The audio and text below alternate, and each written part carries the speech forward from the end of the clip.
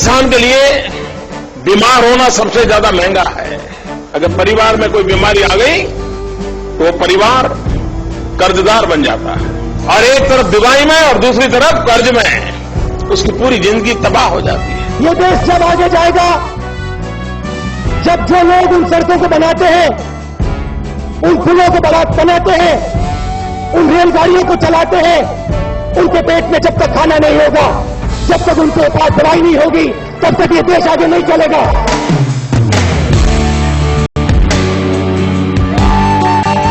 60 million Indians are crushed into poverty each year because of unaffordable healthcare expenditure. We have this problem of tackling at the same time the communicable diseases as well as the non-communicable diseases, but having to do this at income levels which are fairly low. दुर्भाग्य है हमारे यहाँ medical college भी बहुत कम है, और जो है वो भी डोनेशन सिस्टम से चलने वाली साउथ में एक बहुत बड़ा नेटवर्क है।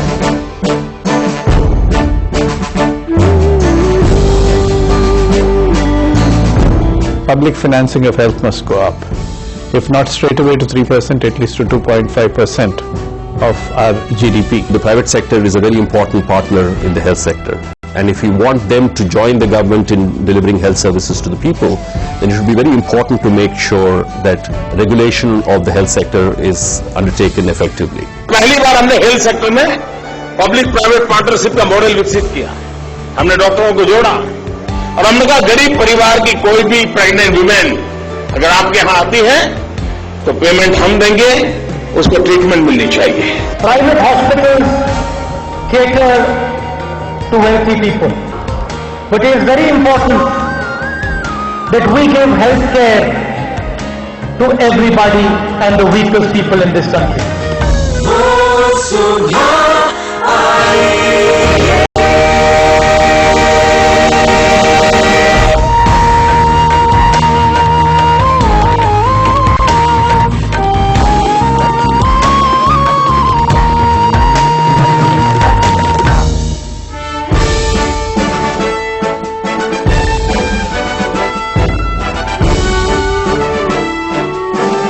Hello and welcome to Change India, an agenda for the next Prime Minister. Today in the 5th show of our series, we have 10 policy initiatives that will enable the next Prime Minister to transform India's sick health sector.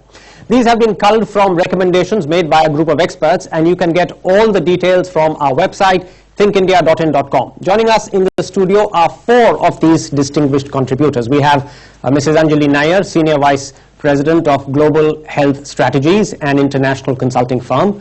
We have Dr. Ashwini Kumar Setia. He's a Senior Consultant in Gastroenterology with Max Healthcare. Dr. Parth Shah, President of the Center for Civil Society, one of India's top think tanks. And joining us on a satellite link from Hyderabad is Dr. Rama Baru, Professor at the Center of Social Medicine and Community Health at the Jawaharlal Nehru University. And with them is Dheeraj Nair, CEO of Network 18's Think India Foundation, who has anchored this project. We also have an audience in the studio, among whom are some people who have actively pitched in to the debate on Twitter and on our website. I would urge all of you to contribute to future editions on Twitter and our website, and we would be delighted to invite you to participate in the upcoming shows. Do note that we will present our suggestions on health and 13 other policy areas to the next Prime Minister who takes office in June.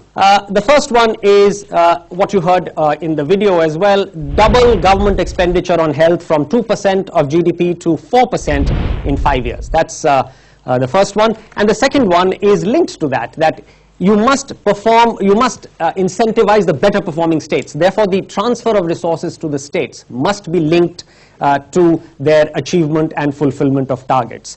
Let me begin with Dr. Rama Baru here. How achievable are these, and if yes, how should the Prime Minister go about achieving them? I think the first point that you made is absolutely essential, because during the last round of discussions, even in the Planning Commission, they were constantly saying that we don't have enough resources to invest in health. So I hope that the next Prime Minister will have health on the top of the agenda and will in fact double as per the recommendations that the first point makes. Right. As far as the second point is concerned, my only concern is that the poor performing states are also the financially weaker states. So while we will say that, increase performance to get better transfer of funds, we would also have to look at how we balance this and how we support states that are not financially in a position to really invest in health services.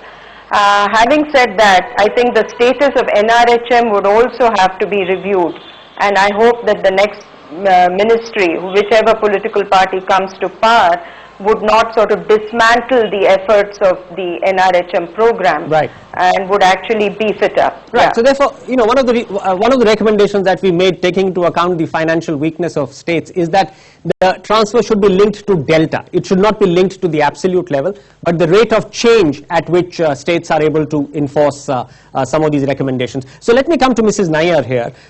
We've also suggested that there should be a lot of public-private participation. Government should also be financing healthcare, not just giving land and some other resources.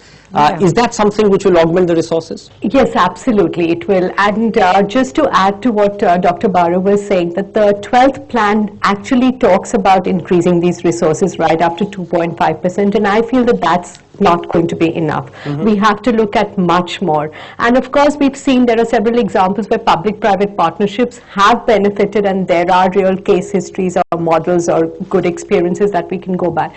But the private sector cannot be seen as a default. That if something doesn't work, give it to the private sector. We really have to see how we can strengthen public sector, and at the same time have those services that the public sector cannot for some reason perform, or to lessen the burden on the public sector, we can outsource to the private sector. Yes, and I think later on in the recommendations we are specifically going to look at that. But I also want to pick up very quickly one more point, and this is the National Health Insurance Scheme. How can that be made much stronger than we've been able to do? A lot really depends on how that insurance scheme is implemented in several states. There is some concern. I think medical insurance is really beneficial. All of us in the middle class, upper middle class, we all have medical insurance. And I think the poor class, it's really going to be beneficial. The finance minister did talk about, increasing the RSPY to below poverty line people as well. Couple of concerns that have come up is that will that lead into really corrupting the system to the extent that people will be given unnecessary medical procedures, not knowing, so that they can avail of the money. One will have to put in a system where it's absolutely above board, it has to be monitored, and you will have to do pilots and see how it goes out. So let me get a practicing doctor in